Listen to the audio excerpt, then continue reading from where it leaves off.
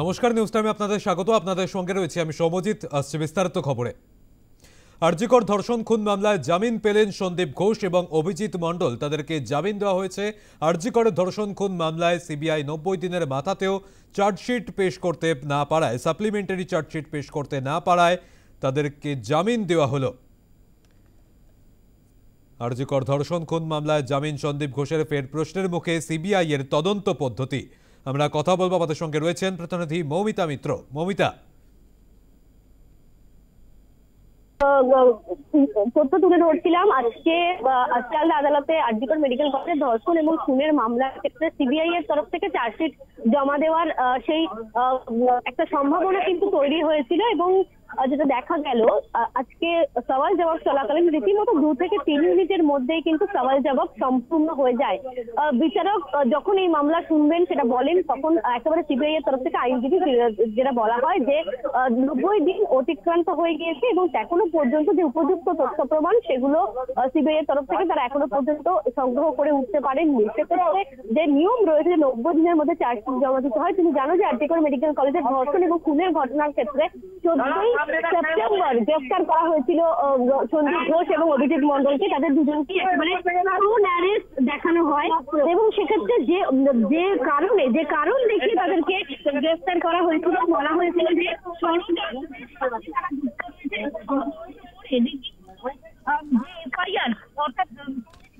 একেবারে মৌমিতা, তুমি আমাদের সঙ্গে থাকো। আমরা এই মুহূর্তে নজর রাখবো জুনিয়র চিকিৎসকরা তারা সাংবাদিক বৈঠক করছেন।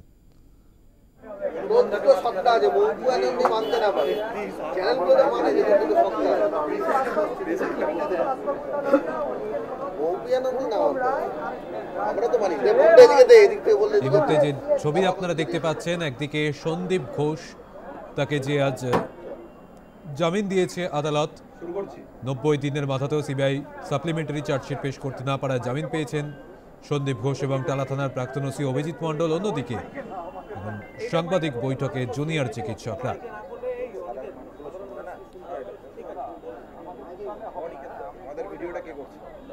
আমরা আবার কথা বলবো, আমাদের সঙ্গে রয়েছেন প্রতিনিধি মৌমিতা মিত্র। মৌমিতা, সন্দীপ ঘোষকে কি বের করে আনা হচ্ছে আদালত থেকে? সন্দীপ ঘোষ তাকে কিছুক্ষণ আগেই আদালত চত্বর থেকে বের করে প্রেসিডেন্সি জেলের উদ্দেশ্যে নিয়ে যাওয়া হয়েছে এবং এই মুহূর্তে যে ছবি তোমাকে তুলে ধরছি, সরাসরি অভিজিৎ মণ্ডল টালা থানার প্রাক্তন ওসি, তাকে এই মুহূর্তে শিয়ালদা আদালত চত্বর থেকে তাকে রিলিজ করা হচ্ছে। অর্থাৎ তুমি জানো দুজনেই জামিন পেয়ে গিয়েছে। সেক্ষেত্রে শুধুমাত্র ধর্ষণ এবং খুনের মামলার ক্ষেত্রেই টালা থানার প্রাক্তন ওসি অভিজিৎ মণ্ডল তাকে গ্রেফতার করা হয়েছিল এবং আজকে তিনি যে জামিন পেয়ে গিয়েছেন সেক্ষেত্রে একেবারেই কিন্তু তার আজকে জেল মুক্তি ঘটবে। এবং এই মুহূর্তে দেখতে পাচ্ছ আইনজীবীরা তারা রয়েছেন। অভিজিৎ মণ্ডল তিনি কিন্তু তার ছবি তুলে ধরছেন, একেবারেই আজকে তার জেল মুক্তি ঘটবে। কিছুক্ষণ আগে আমরা দেখলাম মৌমিতার সঙ্গে থাকো। আজকে রেপ এবং মার্ডারের ঘটনায় অভিযুক্ত সন্দীপ ঘোষ এবং টালা থানার ওসি আজকে জামিন পায়।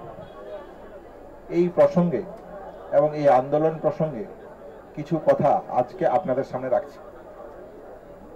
9 আগস্ট আরজিকর মেডিকেল কলেজের বুকে যে নারকীয় ঘটনা ঘটেছিল, সেই ঘটনাকে কেন্দ্র করে আরজিকরের গুটি কয়েক পিজিটি ছাত্রছাত্রী, নার্সিং পড়ুয়া, প্যারামেডিক্যাল ছাত্রছাত্রীরা ডাক দিয়েছিল, আরজিকর দিচ্ছে ডাক, অভয়া বিচার পাক। সাধারণ মানুষ থেকে শুরু করে সমাজের সমস্ত স্তরের মানুষ, নাগরিক সমাজ এই ডাকে সাড়া দিয়েছিল, সুর মিলিয়েছিলেন। আমরা চেয়েছিলাম জুডিশিয়াল ম্যাজিস্ট্রেট ইনকোয়ারি, আমরা পেয়েছিলাম কোর্ট মনিটর সিবিআই ইনভেস্টিগেশন। মহামান্য সুপ্রিম কোর্টের অবজারভেশনে দেশের সর্বোচ্চ তদন্তকারী সংস্থা, দেশের সর্বোচ্চ কোর্ট 9 আগস্টের ঘটনার ওই দিন কি ঘটেছিল, ওই ঘটনার মোটিভ কি ছিল, এই ঘটনার উদ্দেশ্য কি ছিল, কি সত্যতা ছিল, সেই সত্যতার কাছাকাছি পৌঁছানোর প্রচেষ্টা হয়তো একটা দিক দেখতে পাবো বলে জুনিয়র ডাক্তাররা মনে করেছিল, দেশের সাধারণ মানুষ থেকে সমাজের সমস্ত স্তরের মানুষ মনে করেছিল। আমরা সেদিনও বলেছিলাম যে সিবিআই এসে গেছে মানে বিচার চলে এসেছে, একথা সত্য নয়। আপনারা যদি আমাদের পুরনো প্রেস রিলিজ দেখেন তাহলে এই বক্তব্য আপনারা দেখতে পাবেন। কিন্তু একটা গণতান্ত্রিক পরিকাঠামোতে আমাদেরকে কোথাও না কোথাও ভরসা রাখতে হয়। আমরা দেশের সর্বোচ্চ সংস্থা, তদন্তকারী সংস্থা সিবিআই, দেশের সর্বোচ্চ আদালত সুপ্রিম কোর্ট, তার উপর আমরা ভরসা রেখেছিলাম, আস্থা রেখেছিলাম। আমরা দেখলাম আজকে 90 দিনের মাথায় প্রাথমিক চার্জশিটে যা উল্লেখ ছিল এভিডেন্স টেম্পারিং এবং ডিপ কনস্পিরেসির তত্ত্ব, সিবিআইয়ের প্রাথমিক চার্জশিটে যা উল্লেখ ছিল তার 90 দিন পেরিয়ে যাওয়ার পরও কোনো চার্জশিট দেশের সর্বোচ্চ তদন্তকারী সংস্থার পক্ষ থেকে আমরা দেখতে পেলাম না। তাই তারা আজকে জামিন পায় কোর্ট থেকে। আবার যে স্বাস্থ্য এই আন্দোলনকে কেন্দ্র করে যে স্বাস্থ্য দুর্নীতির প্রশ্ন উঠে এসেছিল, সেই দুর্নীতিতেও এই সন্দীপ ঘোষ অভিযুক্ত হাউস স্টাফ আশিস পান্ডে।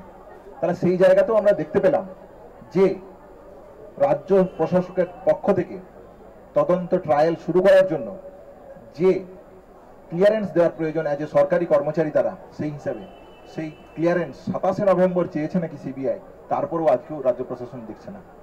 তাহলে আজকে এই জামিনের পেয়ে যাওয়ার পর কি কি প্রশ্ন উঠে আসলো সাধারণ মানুষ থেকে, জুনিয়র ডাক্তার, সমাজের সমস্ত সাংবাদিক, আপনারা বন্ধু এই আন্দোলন কভার করেছেন, আপনাদের কাছে সমাজের সমস্ত মানুষের কাছে আমার প্রশ্ন, এই যে ব্যর্থতা সিবিআই এর, এই ব্যর্থতার দায় সিবিআই কে নিতে হবে। জুনিয়র ডাক্তারদের পক্ষ থেকে আজকে তথ্যহীন ভাষায় জানাতে চাই দেশের সর্বোচ্চ তদন্তকারী সংস্থার আজকের যে ব্যর্থতা, এই ব্যর্থতার দায় তাদেরকে নিতে হবে। কেন তারা এভিডেন্স টেম্পারিং ডিপ কনস্পিরেসির জন্য রেপ এন্ড মার্ডার মামলায় তারা কেন সাপ্লিমেন্টারি চার্জশিট দিতে পারলো না 90 দিনের মাথায়? সাধারণ মানুষের যে আবেগ, মর্যাদা, যে সম্মান, যে জায়গা থেকে রেপ এবং মার্ডারের মতন জঘন্য ঘটনাকে দেশের বাইরের মানুষও এই আন্দোলনের সাথে সম্পৃক্ত হয়েছিল, তাহলে আজকে কি কোনোভাবে তাদের ভাবাবেগে কে আঘাত করলো? সিবিআই এর আঘাতে প্রশ্ন আসে না? দেশের সর্বোচ্চ আদালত যার মনিটরিং এ এই তদন্ত চলছে তার পক্ষ থেকে তার প্রতি পূর্ণ সম্মান রেখেই বলছি, তার যে অবস্থান, তার যে কন্ট্রিবিউশন, সেই কন্ট্রিবিউশনের উপর প্রশ্ন আসে না? প্রশ্ন আসে না যখন স্বাস্থ্য দুর্নীতির তদন্ত চলছে তখন রাজ্য প্রশাসনের পক্ষ থেকে যে ক্লিয়ারেন্স দেওয়ার প্রশ্ন ছিল, যে জায়গা রাখার যে সদর্থক ভূমিকা রাখার প্রশ্ন ছিল, সেই সদর্থক ভূমিকা কই আমরা দেখতে পেলাম না? তাহলে রাজ্য প্রশাসন, কেন্দ্রীয় প্রশাসন, সিবিআই, দেশের সুপ্রিম কোর্ট এই আন্দোলনকে কেন্দ্র করে এবং রেপ এবং মার্ডারের মতন জঘন্য ঘটনাকে যে সহমর্মিতা, সহবেদনার দেখানোর প্রয়োজন ছিল, সেই প্রয়োজন কোথায়? তাহলে আজকের এই সমাজটা কাদের জন্য? 90 দিনের মাথায় চার্জশিটে কারা এই রাজ্যের বুকে বেরিয়ে ঘুরে বেড়াবে? সন্দীপ ঘোষ, তারা থানার অভিযোগ, যারা জঘন্য ঘটনা, রেপ এন্ড মার্ডারের মতন ঘটনার কে এভিডেন্স টেম্পারিং এর ঘটনায় অভিযুক্ত, যা সিবিআই এর চার্জশিটে উল্লেখ রয়েছে।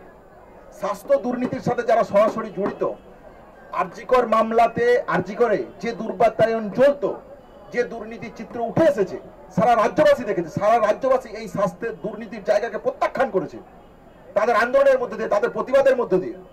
তাহলে আজকে স্বাস্থ্য দুর্নীতিতে যদি এই পরিমাণ গড়িমসি থাকে, তাহলে এই রাজ্যটা কাদের? এই রাজ্যটা আজকে 90 দিনে সিবিআই এর চার্জশিটের ব্যর্থতার পর সমস্ত ধর্ষক খুনিদের কাছে মুক্তাঞ্চলে পরিণত যাচ্ছে, এই বার্তা যাচ্ছে।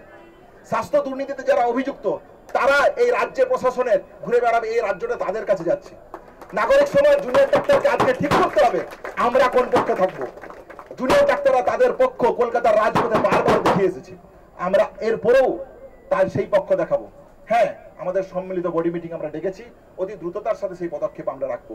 নাগরিক সমাজ যে সচেতনতার সাথে এই আন্দোলনকে পরিচালনা করছে, যে ম্যাচুরিটির প্রশ্ন দেখিয়েছে এই আন্দোলনকে কেন্দ্র করে, যে সচেতনতার প্রশ্ন রেখেছে এই আন্দোলনকে কেন্দ্র করে, আমি আহ্বান রাখছি নাগরিক সমাজ তাদের এই আন্দোলন যদি ন্যূনতম মানবিকতা তাদেরকে দিয়ে থাকে, তাহলে বৃহত্তর আন্দোলনের ডাক দিন। জুনিয়র ডাক্তাররা আকুণ্ঠ সমর্থন থাকবে সেই আন্দোলনের প্রতি। জুনিয়র ডাক্তারদের পক্ষ থেকে অতি দ্রুততার সাথে আমরা মিটিং ডাকছি এবং আমাদের এই আন্দোলনের কর্মসূচি, এই রাজ্যকে আমরা দুর্বাত্যনের রাজ্য হতে দিতে পারি না। আমরা চাই একটা সুষ্ঠু সামাজিক সমাজ, যে রাজ্য বিদ্যাসাগরের রাজ্য, যে রাজ্য রামমোহনের রাজ্য, যে রাজ্য প্রীতিলতার রাজ্য, যে রাজ্য নেতাজির রাজ্য, সেই রাজ্য আমরা চাই, সেই বাংলা আমরা চাই। তাহলে নাগরিক সমাজের শুভবুদ্ধি সম্পন্ন মানুষের কাছে আমার আহ্বান, আপনারা এগিয়ে আসুন, জুনিয়র ডাক্তাররাও পাশে থাকবে। জুনিয়র ডাক্তারদের পক্ষ থেকে স্পষ্টভাবে যে কথা রাখতে চাই, পরীক্ষা সহ বিভিন্ন ঘটনার মধ্য দিয়ে আমরা অতি দ্রুততার মিটিং এর অ্যারেঞ্জ করছি। কালকের মধ্যে আপনারা আমাদের অবস্থান, আমাদের কর্মসূচি, আন্দোলনের পরবর্তী রূপরেখা সম্পর্কে সুচিন্তিত মতামত আপনাদের কাছে রাখবো।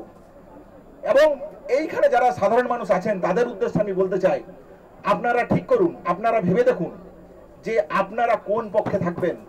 রেপ এবং মার্ডারের মতন জঘন্য ঘটনাতে এভিডেন্স টেম্পারিং এ যাদের অভিযোগ, সেই অভিযুক্তদের দিকে। স্বাস্থ্য দুর্নীতির যে চিত্র উঠে এসেছে, আপনারা এখানে পরিষেবা নিতে আসছেন, তাহলে আজকে আপনাদেরকে পক্ষ নেওয়ার প্রয়োজন আছে। আমরা ঠিক করেছি কোন পক্ষে থাকবো। নাগরিক সমাজের কাছে আমার আহ্বান, আপনারা এগিয়ে আসুন। জুনিয়র ডাক্তাররা তাদের সম্মিলিত বডি মিটিং এর মধ্য দিয়ে তাদের কর্মসূচি পরবর্তী রূপরেখা অতি দ্রুততায় আপনাদের সামনে রাখবেন। ধন্যবাদ।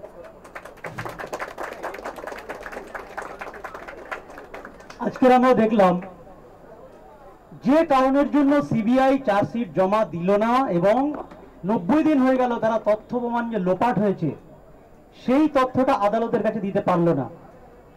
এই প্রশ্নটা আমরা যে করে এসেছি তথ্য প্রমাণ লোপাট থেকে, আজকের সেই উত্তরটা সিবিআই কে শুধু আমাদেরকে নয়, ওই অভয়া দিদিকেও দিতে হবে, এটা মনে রাখবেন। আজকের যে তথ্য প্রমাণ লোপাটগুলো আমরা প্রথম দিন থেকে দেখে এসেছি, তাহলে তড়িঘড়ি করে সেই অভয়া দিদির বডিটা কি পোড়ানো হয়নি? এফআইআর কি 12 ঘন্টা 14 ঘন্টা পরে হয়নি? আমরা পরে দেখিনি যে সেমিনার রুম ভাঙা হয়েছিল? আমরা দেখিনি যে তারপরে 14 তারিখ রাতে এসে শ গুন্ডা মিলে এই আরজি করের প্রাঙ্গণগুলো ভেঙেছিল? ইভেন পুলিশ যে নিজেদের থাকার জায়গা ছিল সেই জায়গাগুলো ভেঙে চুরমার করে দিয়ে গিয়েছিল, সেটা পুলিশের জায়গা থেকেও পুলিশ কি দেখেনি?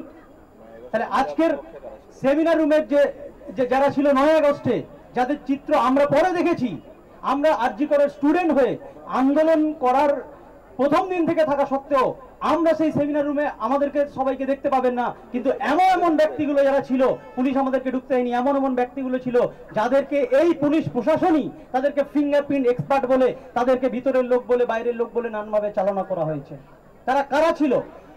এই প্রশ্নের উত্তরগুলো শুধুমাত্র আমাকে দিতে হবে না, আমাদেরকে দিতে হবে না, অভয়া দিদিকেও দিতে হবে, অভয়া দিদির বাবা মাকে দিতে হবে, সারা রাজ্যবাসী দেশবাসী যাদেরকে একটু না একটু মানবিকতা আছে তাদের কাছে উত্তর দিতে হবে সিবিআই কে। এই যে গড়িমসির জায়গা, এই গড়িমসির জায়গাকে আমরা তীব্র ধিক্কার জানাচ্ছি এবং আমরা এটা মনে করি যে রাজপথের আন্দোলন একটু ঢিলে ঢালা পড়ে গেলে এরকম একটা বিচার ব্যবস্থার জায়গাটা আমাদেরকে বুড়ো আঙুল দেখানোর জায়গা তৈরি করা হচ্ছে, যে একটা চার্জশিট জমা পর্যন্ত দিতে পারছে না, তাহলে অ্যারেস্টটা কেন করেছিল? তো এই জায়গা থেকে যে বিচার ব্যবস্থার যে জায়গা থেকে সিবিআই আজকে ঢিলে ঢালা দেখিয়েছে, এটাকে আমরা তীব্র ধিক্কার জানাচ্ছি এবং আমরা মনে করি সাধারণ মানুষ থেকে শুরু করে সমস্ত মানুষ যাদের মধ্যে বিচার ব্যবস্থা প্রতি যে একটা আস্থা এবং এই জায়গা, সেটা ফিরিয়ে আনার জন্য এবং সেই জায়গা থেকে যে ইনভেস্টিগেটিং এজেন্সি আছে তাদের আরো দায়িত্ববোধ বাড়িয়ে এই সাপ্লিমেন্টারি চার্জশিট আরো যা দেওয়ার দরকার অতি শীঘ্র যেমন দেওয়া হোক, এবং এই যে স্বাস্থ্য দুর্নীতির জন্য যে ক্লিয়ারেন্স রাজ্য সরকার দিচ্ছে না সেটা অতি দ্রুততার সঙ্গে ক্লিয়ারেন্স দেওয়া হোক, এবং এই বিচার ব্যবস্থায় আমরা রাজপথ ছাড়ছি না, সাধারণ মানুষকেও আমরা আহ্বান করছি রাজপথ ছাড়বেন না, নিজের অধিকার নিজেকেই কিন্তু খুঁজে বার করে নিতে হবে। তার জন্য নানানভাবে আজকের আমাদের কাছে বিচারের অত্যাচার নাকি অত্যাচারের বিচার, আবার ঘুরে দেখছি না বিচারেরই অত্যাচার, আমাদের এই অত্যাচার আমরা সহ্য করব না, এই আন্দোলন আমরা চালিয়ে যাব। আমাদের একটু পরেই আমাদের প্রেয়ার মিট শুরু হবে। সমস্ত সাধারণ মানুষ থেকে যারা এসেছেন আমাদের প্রেয়ার মিটে থাকবেন। প্রেয়ার মিটের মধ্য দিয়ে আজকের কর্মসূচি আমরা একটা প্রশ্ন করব যে যেখানে তোমরা সর্বোচ্চ তদন্তকারী সংস্থার উপর ভরসা রেখেছিলে, সেখানে দাঁড়িয়ে রাজ্যের তদন্তকারী সংস্থা কুলতলি ফারাক্কার ঘটনায় তারা কিন্তু বিচার বাইরে হতে সহযোগিতা করছে, তারা বিচার পাচ্ছে, কিন্তু সেক্ষেত্রে দাঁড়িয়ে তোমাদের সুপ্রিম কোর্টে তারিখের পর তারিখ এসে যাচ্ছে, যারা অভিযুক্তরা ছিল তারা জামিন পেয়ে যাচ্ছে, কিভাবে দেখছো? হ্যাঁ, যেটা বলার সেটা হচ্ছে যে এটা একদম ঠিক, আমরা তাই দেখেছি। আমরা দেখেছি যে রাজ্য প্রশাসনের কি ভূমিকা, রাজ্য পুলিশের কি ভূমিকা 9 আগস্টের ঘটনাকে